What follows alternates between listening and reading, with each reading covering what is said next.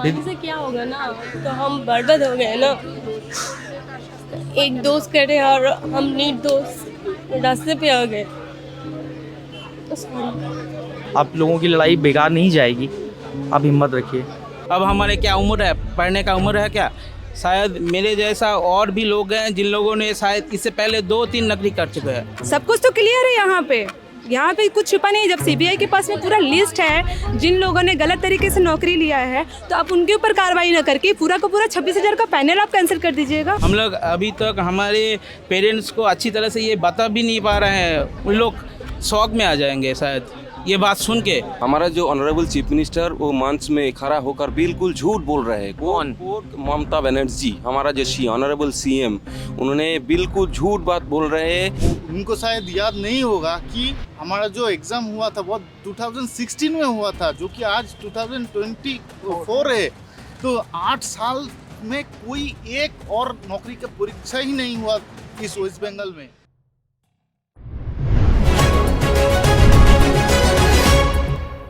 Lallan top चुनाव यात्रा powered by Mangaldeep, प्रार्थना की महक, प्रार्थना के बाद भी, एंड अमेरिकन पिस्ताशियोज। प्रार्थना की महक, प्रार्थना के बाद भी। अभी आपने कुछ हताश और निराश चेहरों को देखा है। ये वो चेहरे हैं जिनके हाथ में 21 अप्रैल तक नौकरी थी, सरकारी नौकरी थी, लेकिन 22 अप्रैल को कलकत्ता हाईकोर्ट का एक आदेश आता है और ये एक झटके में बेरोज़गार हो जाते हैं।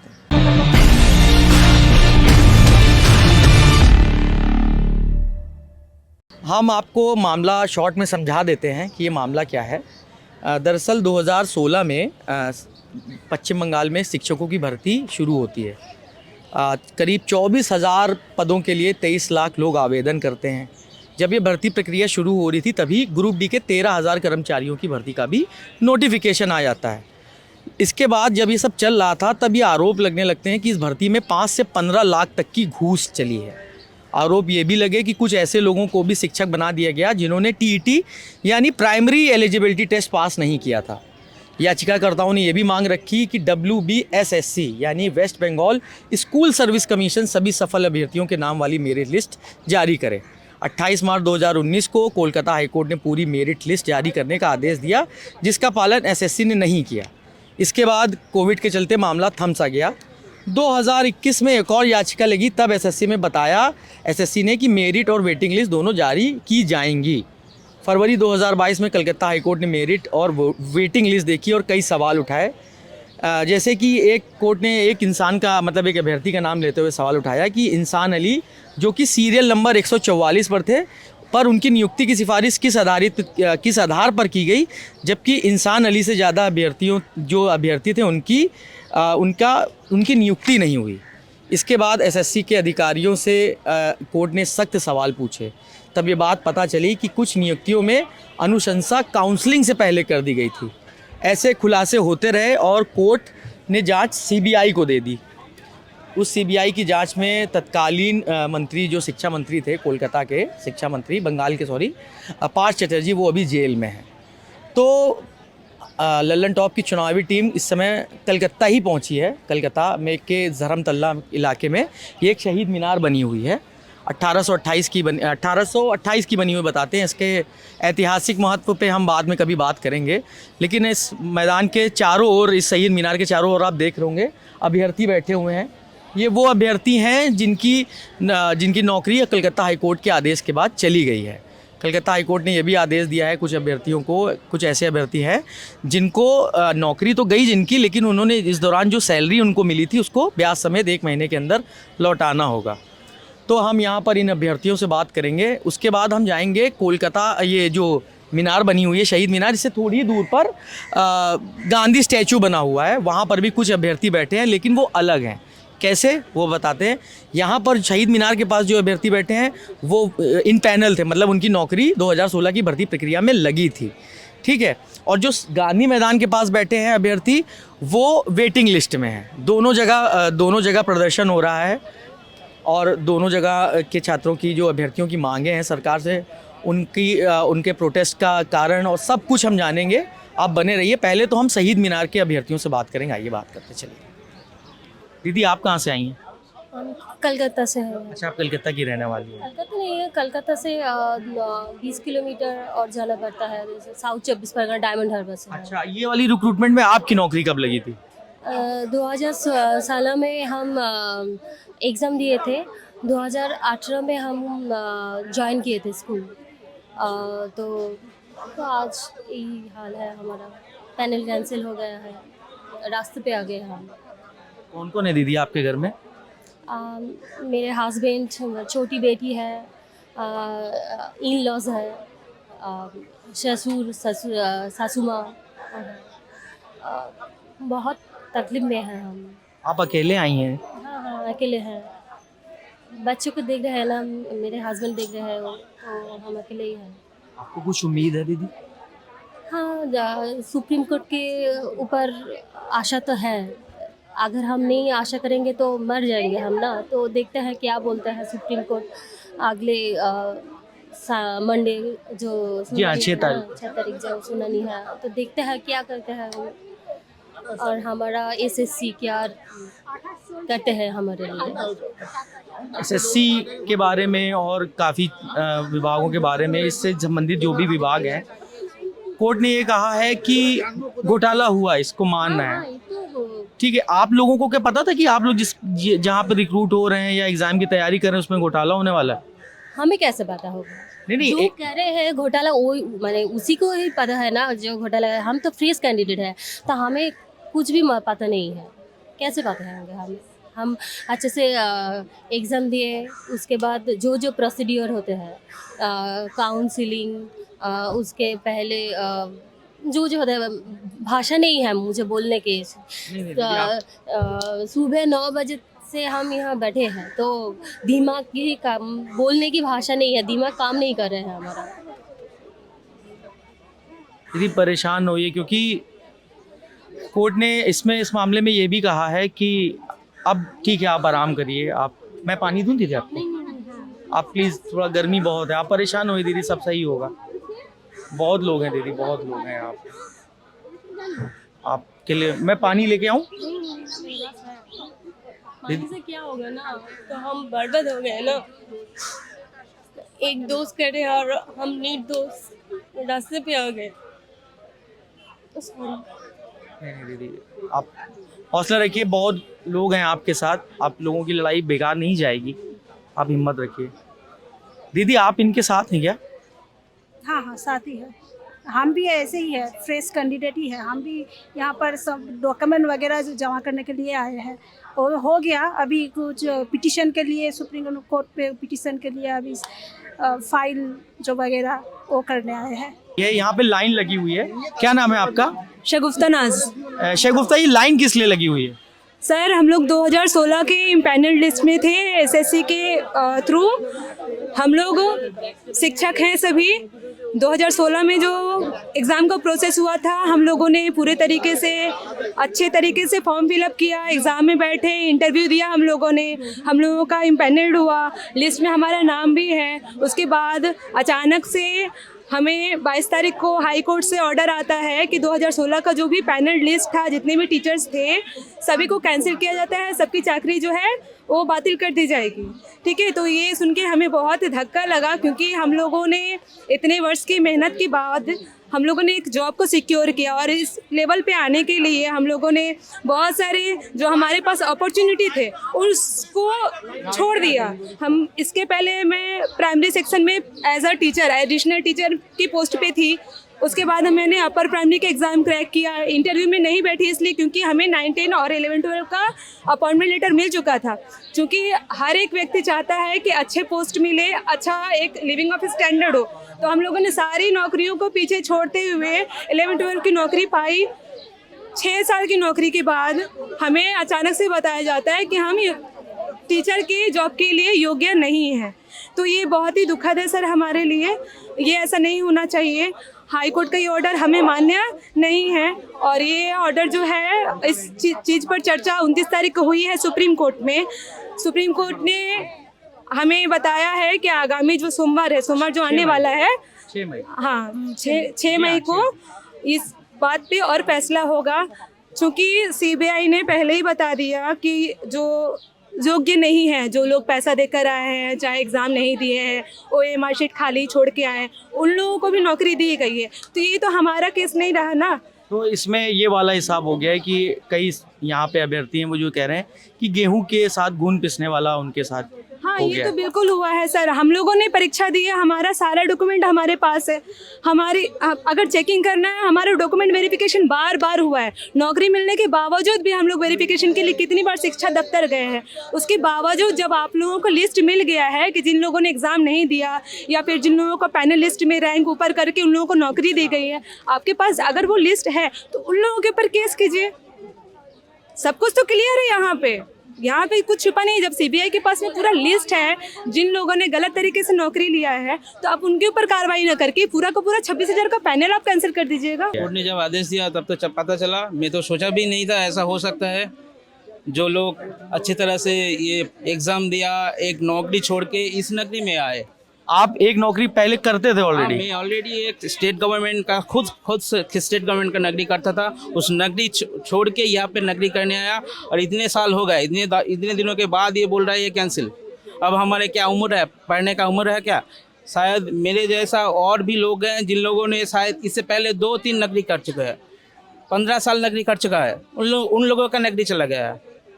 ऐसा कोई आएगा क्या घूस देने के लिए इधर? जो लोग घूस दे हैं, हम लोगों की उसके लिए कोई हमदर्दी नहीं है।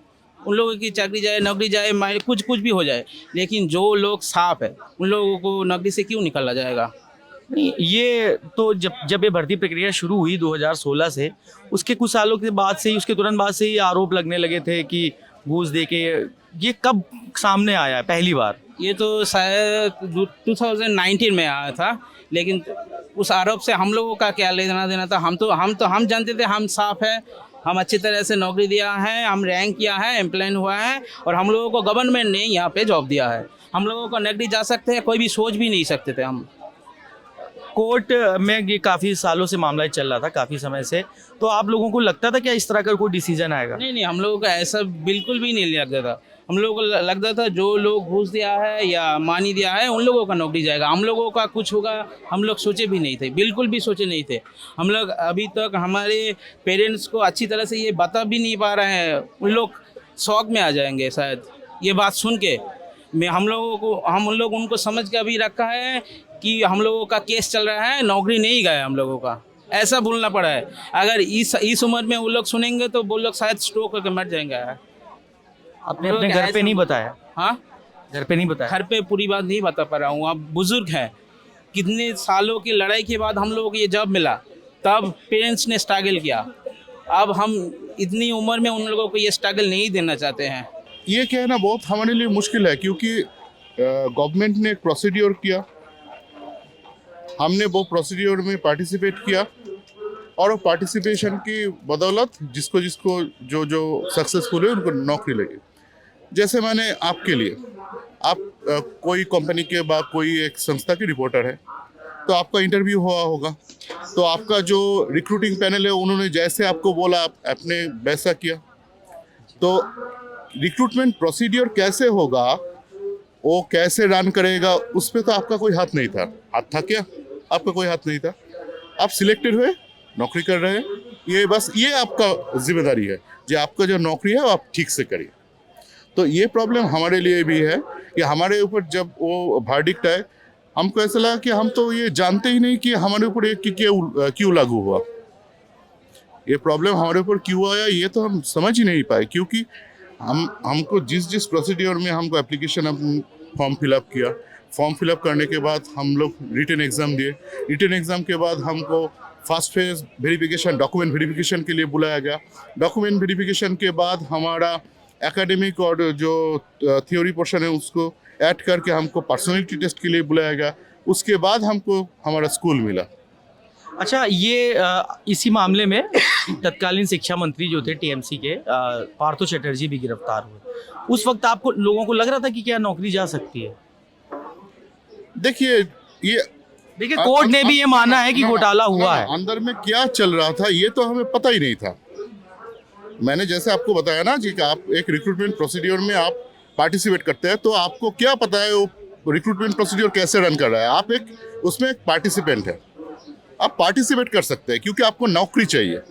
इसके बाद तो और कुछ नहीं। आप तो ये नहीं कह सकते कि उसके अंदर क्या चल रहा है। ये तो हमारे सामने अभी आ रहा है, कौन जिम्मेदार है कौन नहीं है, ये तो सीबीआई इंक्वायरी होगा, कोर्ट बताएंगे। इसके लिए पार्टिसिपेट, जिसका कोई दोष नहीं है वो क्यों सफ़र करेगा, ये सबसे बड़ा क्वेश्चन है। तो आपने ये शहीद मीनार के पास जो अभ्यर्थी प्रदर्शन कर रहे हैं उनकी बात सुनी। अब हम चलेंगे, यहाँ से कुछ ही दूर पर है गांधी स्टैचू, वहाँ पर जो अभ्यर्थी बैठे हैं जो वेटिंग लिस्ट में थे उनके पास चलते हैं, उनसे बातचीत करते हैं, जानते हैं उनकी क्या समस्या है और वो क्या चाह रहे हैं। चलिए हम इनसे बात करेंगे। 1100 दिनों से ये प्रोटेस्ट कर रहे हैं। 1143 दिन। तो सबसे पहले आप ये बताइए कि आप लोगों को किस तारीख से धरने पर आप बैठे हैं और क्या हुआ अब तक। आपका नाम बताइए पहले अपना। मेरा नाम है शुभदीप मन्ना। हम लोग धरने में बैठे 2019 साल की 8वीं अक्टूबर से। 8 अगस्त 2019। ठीक है, लेकिन ये भर्ती प्रक्रिया तो शुरू हुई थी 2016 से। तो कब आप लोगों को ये पता चला, क्योंकि हमको अभी कुछ आपके दोस्तों ने बातचीत में बताया कि सबसे पहले इस मामले को उठाने वाले आप ही थे, आप ही लोग थे।